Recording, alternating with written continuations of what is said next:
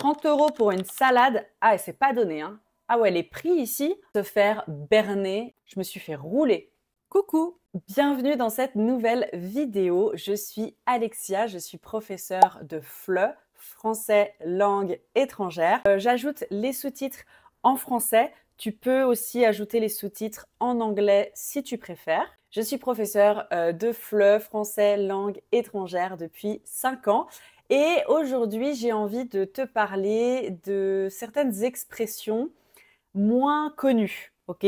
Qu'on n'apprend pas forcément tout de suite quand on est étudiant, quand on apprend le français, quand ce n'est pas notre langue maternelle. Ce sont des expressions un peu difficiles à comprendre en général au début. Donc je sais que si tu regardes cette vidéo, tu apprends probablement le français. Mais est-ce que tu comprends vraiment les expressions du quotidien?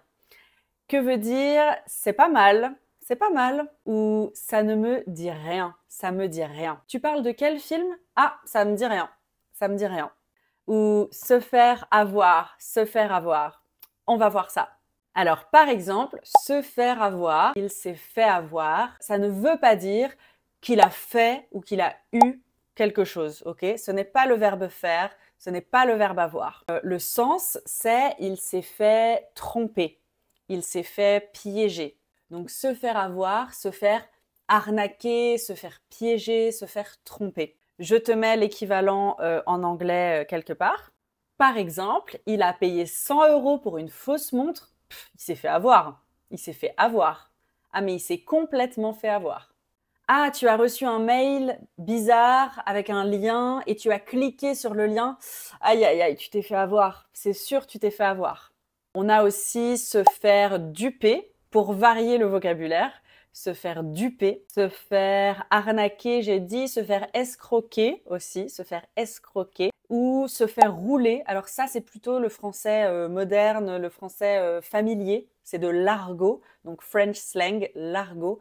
Se faire rouler. J'ai acheté un téléphone à 900 € et il marche pas. Je me suis fait rouler. Donc ça, c'est plutôt le français, plutôt l'argot, plutôt familier. Donc ne dites pas ça à votre patron ou dans un contexte formel, ok?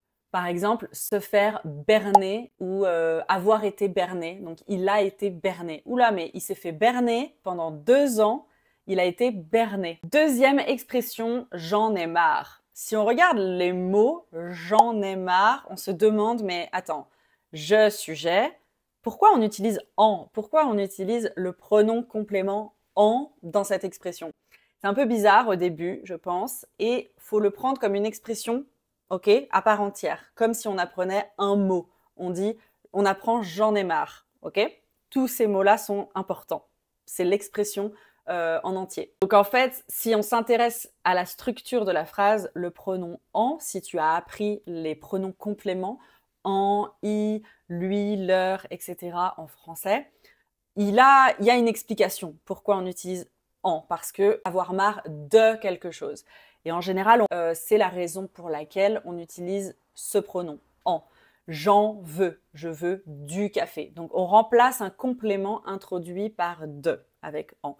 Mais ça, c'est une leçon de grammaire à part entière et il faut prendre plus de temps pour bien comprendre. Pour l'instant, tu peux te souvenir de l'expression « j'en ai marre » sans chercher plus loin pour commencer. Elle est très très fréquente, très utilisée à l'oral. Un synonyme en français, je suis agacée, je suis fatiguée, je suis frustrée. Ça peut être plusieurs émotions. C'est quand on n'en peut plus. Une situation nous agace. Une situation nous est pénible. On en a marre. Ok? J'en ai marre. J'en ai assez de ton comportement. J'en ai marre. J'en ai assez. J'en peux plus. Par exemple, j'ai trop de boulot. J'en ai marre. J'ai trop de boulot. Donc le boulot, le travail. Ok? C'est de l'argot, encore une fois. J'ai trop de travail. J'ai trop de boulot. J'en ai marre, j'en ai marre, j'en peux plus. Ou alors, si tu habites en France, ou si tu es allé en France, encore des grèves, j'en ai marre, encore des grèves, il y a encore des grèves, j'en peux plus, j'en ai marre. Ok? C'est trop, j'en ai marre. Phrase numéro 3, ça ne me dit rien. Alors, à l'oral, on a tendance à ne plus trop dire ne.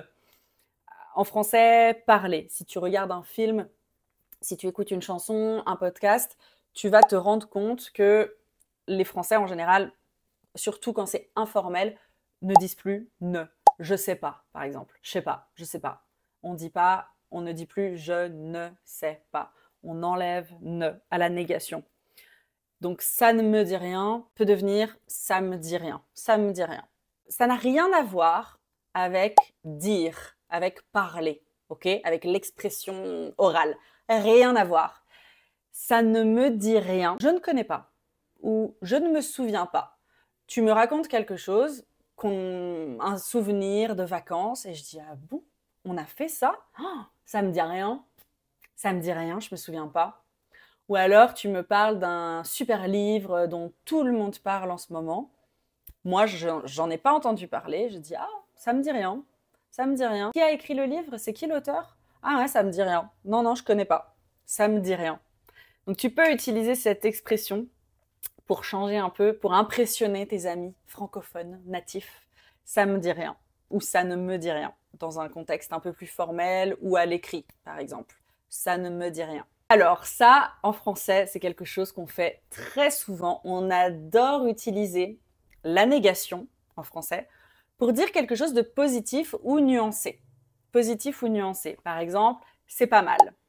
C'est pas terrible. Alors, c'est pas terrible, c'est plutôt négatif. C'est pas donné. C'est pas dégueu. C'est pas dégueu. C'est pas dégueulasse. Alors, c'est pas un joli mot, hein, mais c'est une expression qu'on utilise. C'est pas dégueu. C'est pas moche. Pour dire c'est beau.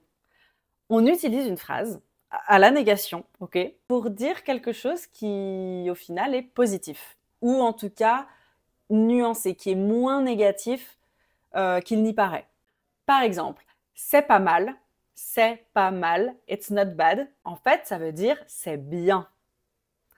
Parfois, on ne dit pas c'est bien, on dit c'est pas mal. Mais c'est positif. Si quelqu'un dit, par exemple, tu parles français depuis 6 mois, ah c'est pas mal. Ah ouais, c'est pas mal, hein. Ça veut dire c'est super, c'est cool, c'est bien. C'est pas mal, hein.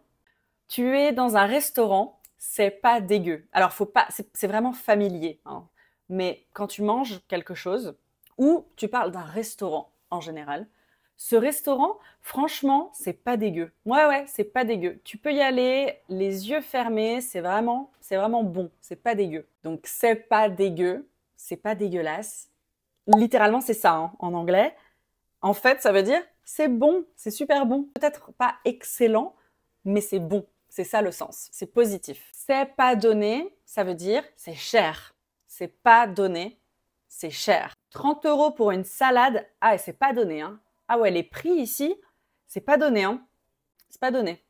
Par contre, c'est vrai que pas terrible, c'est un peu l'exception. Ça veut dire vraiment quelque chose. C'est le seul où ça garde le sens, c'est négatif. Donc, c'est pas terrible, ça veut dire un peu décevant, c'est pas génial, c'est pas top, c'est pas terrible. Par exemple, tu sors du cinéma, le film, pas terrible, non, pas terrible, franchement, pas terrible. Le contraire, le film, ah franchement, pas mal, ah c'est pas mal. Le film est pas terrible, non, nul, pas terrible. Tu vois la différence? Donc c'est pas mal. Si quelqu'un te dit « Eh, ton français, c'est pas mal, hein !» Ça veut dire que c'est bien. Ça veut dire que tu parles bien français. Voici pour les expressions. Donc tu vois, le français a plein de petites expressions qui veulent dire parfois l'inverse de ce qu'on croit. Mais ça, ce sont des expressions qu'on n'apprend pas souvent, mais qui sont utiles et que tu vas entendre. Et c'est pas clair au début, le sens n'est pas forcément clair. C'est comme les expressions idiomatiques. Poser un lapin à quelqu'un. J'ai déjà fait une vidéo sur les expressions idiomatiques, avoir le cafard ou ce genre de choses. Il faut comprendre le sens avec le contexte parce que juste l'expression en elle-même, ça nous donne pas beaucoup d'informations quand on apprend la langue. Et ça existe dans toutes les langues, hein. Mais voilà, quelques expressions que tu peux utiliser en français. Si tu veux une deuxième vidéo sur les phrases de ce type, dis-le moi en commentaire. N'hésite pas à t'abonner, à liker la vidéo pour ne pas manquer les prochaines vidéos et pour parler comme un vrai francophone. Je te retrouve très vite pour la prochaine vidéo. Bisous!